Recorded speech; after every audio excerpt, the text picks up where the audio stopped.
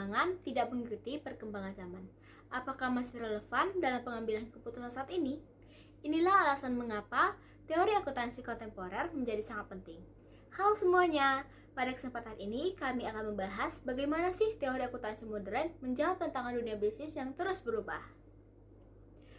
Teori akuntansi kontemporer merujuk pada kerangka konseptual, prinsip dan pendekatan baru dalam praktik akuntansi yang mencerminkan perkembangan terkini dalam dunia bisnis, ekonomi maupun teknologi, yang berfokus pada informasi yang relevan, transparan, dan dapat diandalkan.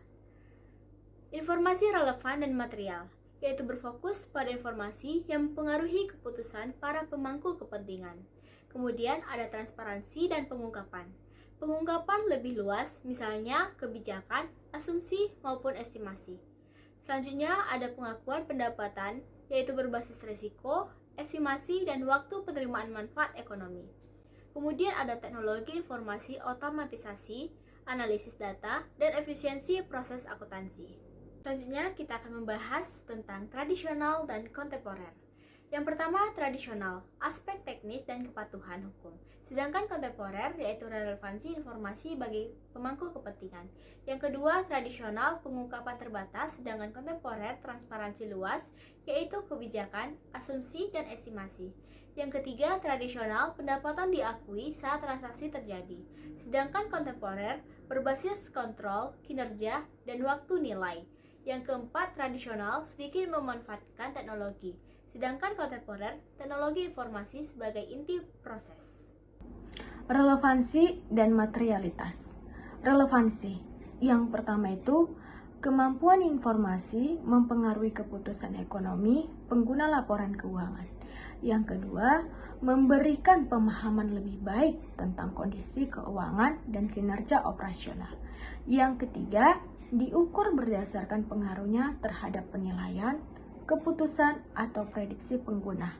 Materialitas. Yang pertama itu informasi material jika terjadi kesalahan penyajian dapat mempengaruhi keputusan pemakaian. Yang kedua, menuntun akuntan menyajikan informasi signifikan dan menghindari penyajian berlebihan.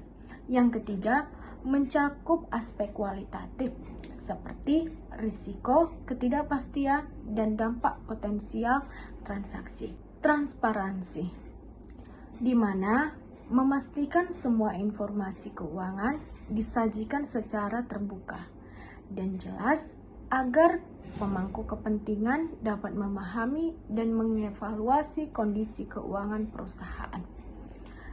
Yang pertama itu, di mana pengungkapannya harus penuh dan jelas, yang artinya informasi disajikan lengkap dan mudah dimengerti, termasuk kebijakan akuntansinya, metode penilaiannya, dan asumsi yang digunakan. Yang kedua itu pengungkapan resikonya dan ketidakpastian. Artinya meliputi risiko operasional, keuangan, pasar, dan risiko lain yang relevan bagi kondisi keuangan perusahaan. Yang ketiga, pengungkapan transaksi signifikan, yang artinya transaksi berdampak besar seperti transaksi pihak aset, utang, atau perubahan kepemilikan. Wajib dilaporkan dalam laporan keuangan. Selanjutnya pengukuran nilai wajar atau fair value. Nilai wajar sama dengan nilai yang dapat dihasilkan dari transaksi antar pihak berkepentingan, yang mencerminkan harga pasar saat ini dan memberikan gambaran lebih aktual tentang kondisi keuangan perusahaan. Pertama, harga pasar yang teramati, yaitu harga aktif di pasar liquid sebagai referensi utama pengukuran nilai wajar. Yang kedua, pendekatan penilaian. Model atau teknik analisis harga perbandingan, arus diskonto, dan model matematika atau statistik. Yang ketiga, penilaian ahli independen, di mana pihak ahli dengan keahlian khusus melakukan penilaian objektif dan dapat diandalkan. Selanjutnya, pengakuan pendapatan, yaitu dalam teori akuntansi kontemporer, pengakuan pendapatan tidak hanya bergantung pada terjadinya transaksi, tetapi juga melibatkan penilaian risiko, estimasi, dan waktu penerimaan manfaat ekonomi. Ada 3 pendekatan utama. Yang pertama, berbasis kontrol. Pendapatan diakui ketika perusahaan memiliki kontrol substansial atas barang atau jasa yang diserahkan. Yang kedua, berbasis kinerja. Diakui berdasarkan progres pencapaian kinerja atau pemenuhan kriteria dalam kontrak atau perjanjian. Yang ketiga, pendekatan waktu dan nilai. Diakui berdasarkan waktu berlalunya manfaat atau saat kondisi tertentu terpenuhi seperti pencapaian tonggak proyek. Penggunaan teknologi informasi. Teknologi informasi memiliki peran penting dalam praktik akuntansi kontemporer. Penggunaan sistem informasi akuntansi memungkinkan perusahaan mengotomatisasi tugas rutin, meningkatkan efisien, akurasi, dan keandalan proses akuntansi. Manfaat pengguna teknologi informasi yang pertama ada efisiensi dan akurasi, otomatisasi tugas rutin, mengurangi kesalahan manusia, dan menghemat sumber daya. Yang kedua, integrasi data yang lebih baik, serta analisis yang lebih mendalam. Yang ketiga, penyajian informasi keuangan lebih cepat dan mudah diakses pemangku kepentingan. Dan yang keempat, mendukung pengambilan keputusan strategi yang lebih efektif. Selanjutnya, tantangan penggunaan teknologi informasi. Yang pertama ada keamanan dan privasi, di mana data keuangan sensitif perlu dilindungi dari ancaman peretasan dan pencurian identitas. Yang kedua, perubahan proses bisnis atau keahlian, akuntan perlu mengembangkan kompetensi baru dalam mengelola sistem informasi.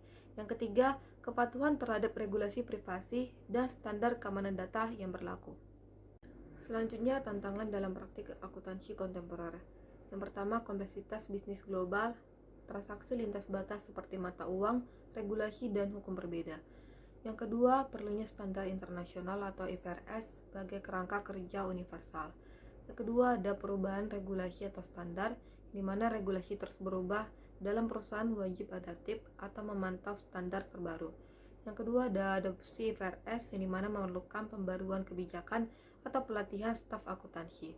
Yang ketiga, ada teknologi atau big data, AI komputasi awan, LOT mengubah lanskap akuntansi secara signifikan. Yang terakhir ada tantangan, di mana keamanan data, kualitas data, dan pengembangan keterampilan SDM.